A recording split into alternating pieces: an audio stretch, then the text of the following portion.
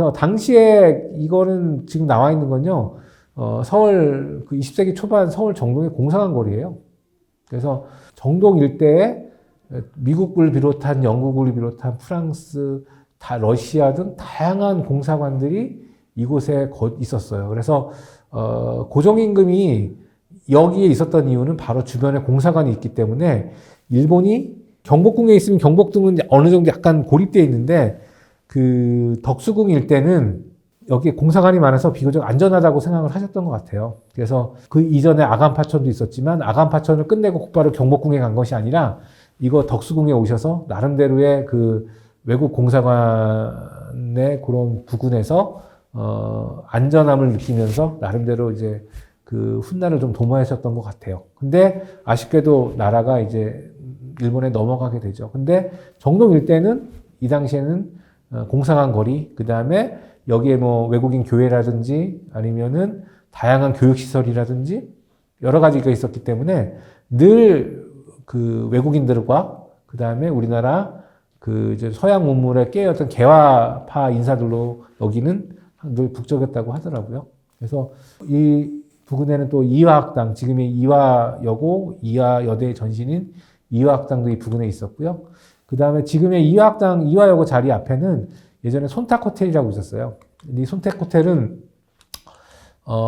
손탁이라는 그 러시아, 뭐 독일계 러시아 여성인데, 이 여성이 고종 황제의 그 총애를 받고 많은 그 사람들을 모아서 일종의 사교 클럽을 만들어요. 그래서 손탁 호텔에서 모여서 친러파, 친미파, 그 다음에 우리나라 개화파 지식인들, 그 다음에 이제 외교관들, 그 다음에 선교사들이 함께 뭔가 모임을 구성을 했습니다. 그래서 그 클럽이 바로 이제 정동 클럽인데, 그 손탁 호텔 1층 커피숍에서 모였고요. 그래서 이 정동 클럽을 통해서 상당히 많은 이제 다양한 국제관계 정보라든지 시류들이 그 교류가 되고, 그 다음에 여기에는 이제 한반도의 미래를 어떻게 할 것인가에 대한 고민이 여기서 또 많이 벌어졌다고 합니다. 이게 바로 당시에 그 정동클럽, 그 손탁호텔 1층에 있었던 커피숍이고요. 정동클럽이 여기서 수시로 모임을 했다고 합니다. 요거는 이제 당시에 이제 정동에 있는 상점에 이제 그 광고, 신문 광고가 난 거라고 보시면 될 것 같습니다. 그리고 이제 나름대로 당시 보면 이제 고종 황제는 커피를 좀 즐겨 드셨기 때문에 뭐 이렇게 나라는 어렵지만 나름대로 문화 활동을 좀 하신 것 같아요. 그리고 당시에 이때를 배경으로 한 뭐 갑이라는 영화도 나왔고요. 요거는 왜 보여드리냐면 1895년에 을미사변이 납니다. 이 을미사변을 통해서 우리나라의 명성황후가 시해를 당하죠. 민비 명성황후가 시해를 당하는데 그 시해를 당한 다음에 고종이 아주 두려움에 떨어요. 그때 그 결행했던 게 뭐냐면 자신의 몸을 이제 러시아 대사관에 공사관에 숨겨요.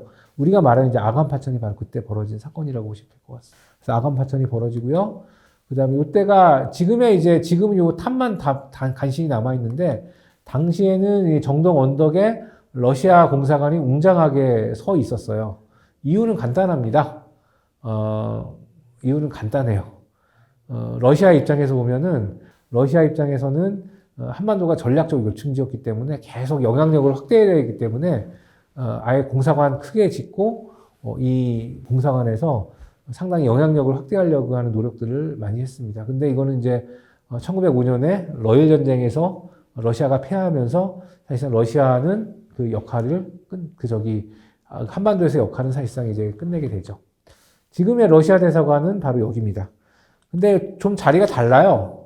예전에 러시아 공사관은 지금 그대로 이제 이렇게 공원 형태로 남아 있고요. 지금은 이제 옛날 배제학당 운동장 자리로 옮겼어요. 그 이유는 간단합니다. 러시아가 이제 1905년에 러일 전쟁으로 패하면서 이제 한반도에 대한 어떤 그 영향력이 줄어들었고요. 1917년에 러시아에서 공산혁명이 나면서 당시에 제정 러시아의 그 이제 외교관들은 더 이상 외교관이 아니었어요. 근데 일본은 그 소련하고 수교를 맺기까지 한 8년 정도 시간이 걸렸거든요. 그 8년 동안은 그 제정 러시아 외교관이 있다가 이제 소련과 일본이 수교를 맺으면서 여기가 소련 영사관이 돼요. 그러다가 1945년에 해방이 되면서 그때도 계속 소련 영사관이 유지가 돼요. 그러다가 1949년에 대한민국 정부 수립에 의해서 강제로 이제 소련 대사관이 폐쇄가 됩니다. 그다음부터는 이 러시아 공사관 자리는 그냥 우리나라 사람들이 거주해요. 판자촌으로 거주하고 그냥 불법으로 거주하게 되죠. 그리고 사실상 이 땅을 우리나라가 그냥 자연스럽게 그냥 그때는 이제 소련과 우리나라는 적성국가였기 때문에 굳이 신경을 안 써요. 근데 문제가 언제 태어지냐면 1990년에 우리나라가 소련하고 수교를 하게 됩니다. 그래서 대사관을 어디다 질까 고민하게 될 때 소련 측에서 옛날 고종 황제하고 러시아 황제가 맺었던 그 외교문서를 딱 내놔요. 이 땅 문서죠.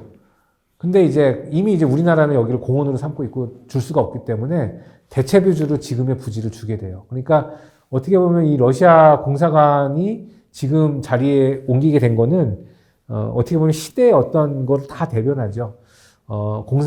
러시아 그 공산혁명 때문에 제정 러시아가 망하고 그다음에 소련이 소련 영사관으로 쓰이다가 그것도 이제 나중에 소련 영사관이 우리나라가 폐쇄시켜버리고 또 우리나라가 쓰다가 다시 소련이 우리나라가 수교를 맺게 되니까 예전에 이제 고종 황제하고 러시아 황제하고 고종 임금하고 러시아 황제하고 맺었던 외교 문서를 통해서 그 땅을 달라 그러고 그러니까 나중에 또 다시는 또 러시아 대체부지를 찾아서 러시아 대사관이 가게 되고 그런 역사적인 배경을 갖고 있어서 이 러시아 대사관 한국에 있는 러시아 대사관의 역사를 보게 되면 이게 또 이게 이념과 그 다음에 또 국제관계와 여러 가지 문제들이 복합적으로 갖고 있는 것을 보게 됩니다. 자, 지금 여러분들은 저와 함께 서울 정동길 역사 산책을 봤습니다. 그래서 역사의 발자취, 그 다음에 또 그것 통일의 꿈을 꾸는 그런 정동길 산책을 하셨는데요. 짧은 시간이었습니다. 근데 사실상 그림으로 보시는 것보다 현장 가서 보시는 게 더 생동감이 있어요. 그래서 나중에 기회가 되시면 오늘 들으셨던 것들을 잘 참조해서 현장을 방문하셔서 또 역사의 그런 흐름, 그 다음에 역사의 뒤안길에서 또 새로운 역사를 또 발견하시면 좋을 것 같습니다. 네, 이상입니다. 감사합니다.